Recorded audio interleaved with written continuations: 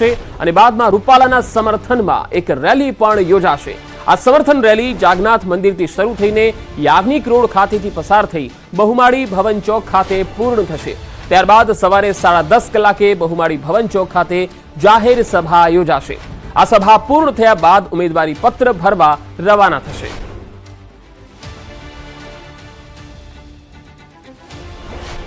તો હાલ રાજકોટના જાગનાથ મંદિરથી સીધી તસવીર આવી રહી છે, તે આપને બતાવી રહ્યા છે લાઈવ દ્રશ્યો, જ્યાં પરસોત્તમ રૂપાલા જાગનાથ મહાદેવ મંદિર ખાતે પહોંચ્યા છે દર્શન કરવા માટે અને મહાદેવના આશીર્વાદ લઈ રહ્યા છે।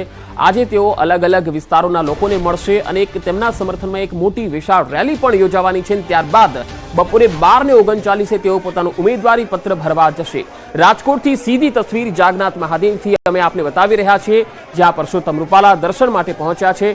સૌ લોકોના આશીર્વાદ સાથે અને તમામ લોકોની શુભકામનાઓ સાથે આજે સવારે તેમણે શરૂઆત જાગનાથ મહાદેવના મંદિરે દર્શનથી કરી, દેવાદિદેવ મહાદેવના આશીર્વાદ લીધા અને અહીંયા તેમની એક મોટી વિશાળ સમર્થન રેલી પણ યોજાવાની છે। આ રેલીમાં તેઓ એક સભાને પણ સંબોધન કરી શકે છે અને ત્યારબાદ 12:39 તેઓ વિજય મુહૂર્તમાં પોતાનું ઉમેદવારી પત્ર ભરવા જશે। રાજકોટમાં ભાજપના ઉમેદવાર પરસોત્તમ રૂપાલા આજે પોતાનું ઉમેદવારી પત્ર ભરવા માટે જશે। બપોરે 12:39 વિજય મુહૂર્તમાં તેઓ ફોર્મ ભરવા જશે। તેમની સાથે મોટી સંખ્યામાં સમર્થકો પણ ફોર્મ ભરવાની આ પ્રક્રિયામાં તેમની સાથે ઉપસ્થિત રહેશે। એક વિશાળ સમર્થન રેલી જે છે એ પણ રાજકોટમાં આજે બહુમાળી ભવન ચોકમાં યોજાશે। વધુ માહિતી સાથે રાજકોટથી સંવાદદાતા અંકિત પોપટ જોડાયા છે। અંકિત, આજે રૂપાલાનો કાર્યક્રમ કયા પ્રકારનો છે સવારથી લઈને બપોર સુધી?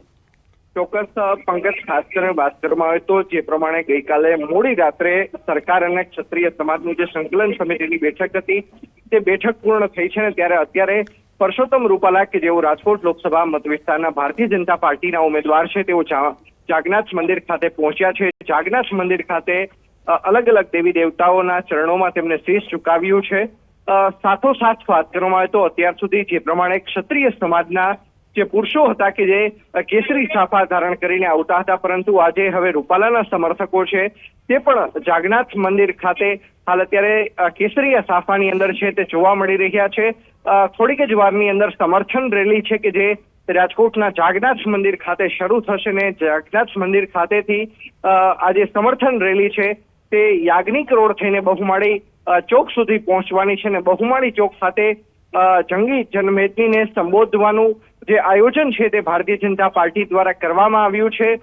ત્યારબાદ બહુમાળી ચોક ખાતે જે જનસભાનું આયોજન પૂર્ણ થયા બાદ રેલી સ્વરૂપે ફોર્મ ભરવા જવાનું ભારતીય જનતા પાર્ટી દ્વારા છે તે નક્કી કરવામાં આવ્યું છે અને તેના જ કારણે રાજકોટ શહેર પોલીસ દ્વારા ચુસ્ત પોલીસ બંદોબસ્ત છે તે ગોઠવી દેવામાં આવ્યો છે।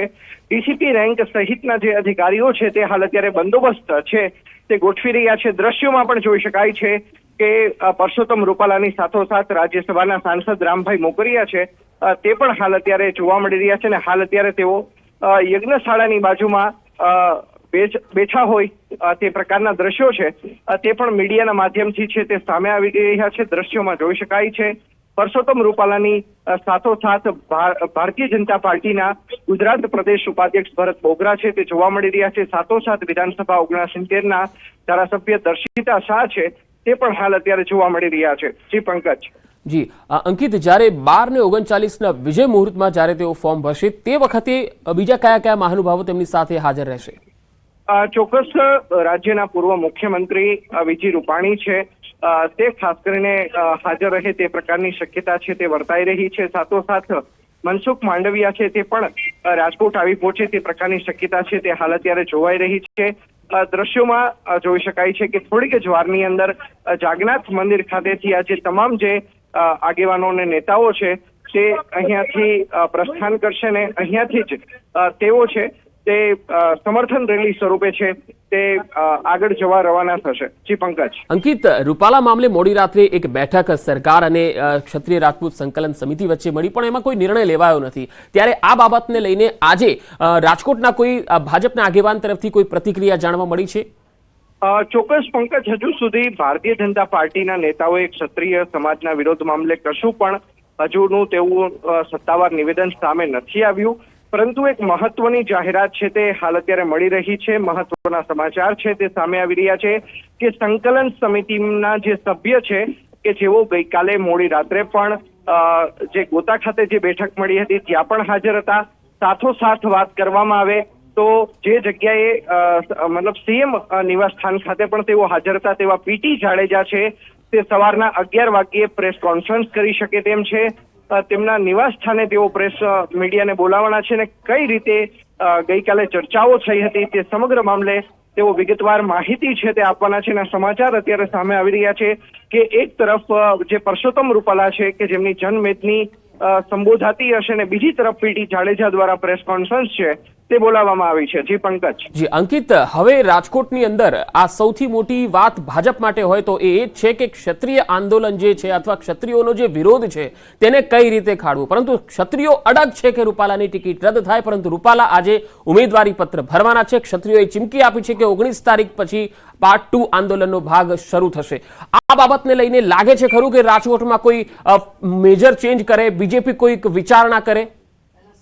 ચોક્કસ હાલ અત્યારે બંને તરફ વાતો ચાલી રહી છે. ખાસ કરીને ગઈકાલે જે મોડી રાત્રે બેઠક પૂર્ણ થઈ હતી ત્યારબાદ રમજુબા જાડેજાનું નિવેદન સામે આવ્યું હતું, કરણસિંહ ચાવડાનું નિવેદન સામે આવ્યું હતું. કરણસિંહ તેમજ તૃપ્તિબા રાવલનું પણ નિવેદન સામે આવ્યું હતું. કરણસિંહ ચાવડા હોય, રમજુબા જાડેજા હોય કે તૃપ્તિબા રાવલ હોય, ત્રણેયના એક જ સરખા સ્ટેટમેન્ટ સામે આવ્યા હતા કે સરકાર એમને સામેથી બોલાવવામાં આવ્યા હતા. સરકારની એક જ રજૂઆત હતી કે કોઈ વચગાળાનો નિર્ણય લઈ શકાય તેમ છે કે કેમ. ત્યારે તમામ જે ક્ષત્રિય સમાજની સંકલન સમિતિના જે સભ્યો છે તેમને એક જ સુરે એક જ વાત કરી હતી કે રૂપાલાની ટિકિટ બદલવા સિવાય કોઈ વાત છે જ નહીં અને આના સિવાય કોઈ અન્ય વિકલ્પ નથી. સરકારે તે પણ વાત મૂકી હતી કે પરસોત્તમ રૂપાલા છે તે 3 વખત માફી માંગી ચૂક્યા છે. પ્રદેશ અધ્યક્ષ CR પાટીલ છે તે પણ વિનંતી કરી ચૂક્યા છે. આ તમામ વાત છે તે સંકલન સમિતિના જે સભ્યો છે તેમની વચ્ચે રાખવામાં આવી હતી. પરંતુ કહી શકાય કે જે સંકલન સમિતિના સભ્યો હતા તેમણે કહ્યું અંકિત, હું આપણે અહીંયા રોકવા માંગીશ. હાલ રૂપાલાએ સોશિયલ મીડિયા એક્સ પર ટ્વીટ કર્યું છે. તેમણે ટાંક્યું છે કે રાજકોટના દિલમાં ફક્ત ભાજપ છે. સાથે જ મોરબી જનસંપર્ક દરમિયાન મળેલા પ્રતિસાદનો એક વિડીયો પણ તેમણે શેર કર્યો.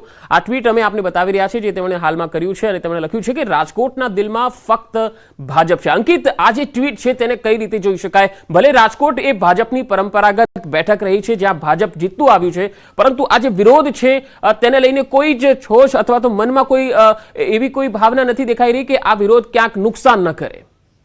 ચોક્કસ ગઈકાલે ખાસ કરીને જે મોરબીની અંદર ગઈકાલે જે રૂપાલાના 2 જેટલા કાર્યક્રમો હતા ને બંને કાર્યક્રમોની અંદર ખાસ કરીને મોરબીની વાત કરવામાં આવે પંકજ તો એક મહત્વનું એક પાસું છે એ પણ સમજવું રહ્યું કે પરસોત્તમ રૂપાલા છે તે કડવા પાટીદાર સમાજમાંથી આવે છે. મોરબી જિલ્લાની વાત કરીએ તો ટંકારાને બાદ કરતા બાકીનો જે કોઈ પણ એરિયા છે કે ત્યાં કડવા પાટીદાર સમાજની ખૂબ જ મોટી સંખ્યાને મોટા પ્રમાણમાં મતદાતાઓ છે તે મોરબી જિલ્લાની અંદર છે. ત્યારે ગઈકાલે જે રૂપાલાનું જે સ્વાગત કરવામાં આવ્યું, રૂપાલાના જે કાર્યક્રમો થયા તેની અંદર જંગી જનમેદની કે જે રાજકોટમાં પણ ન ઉમટી હોય એટલી જનમેદની છે તે મોરબી ખાતે ઉમટી હતી. અને જે જનમેદની ઉમટવાની હતી તે સ્વાભાવિક હતી કારણ કે કડવા પાટીદારોના ગઢમાં કડવા પાટીદાર જે ઉમેદવાર કે જે પરસોત્તમ રૂપાલા છે તે પહોંચ્યા હતા. દ્રશ્યોમાં હાલ જોઈ શકાય છે કે પરસોત્તમ રૂપાલા છે તે હાલ જાગનાથ મંદિરની બહાર છે તે નીકળી રહ્યા છે. લોકોનું અભિવાદન છે તે ઝીલી રહ્યા છે. ખાસ કરીને તે બ્રાહ્મણોના આશીર્વાદ લેતા હોય તે પ્રકારના દ્રશ્યો છે તે સામે આવી રહ્યા છે.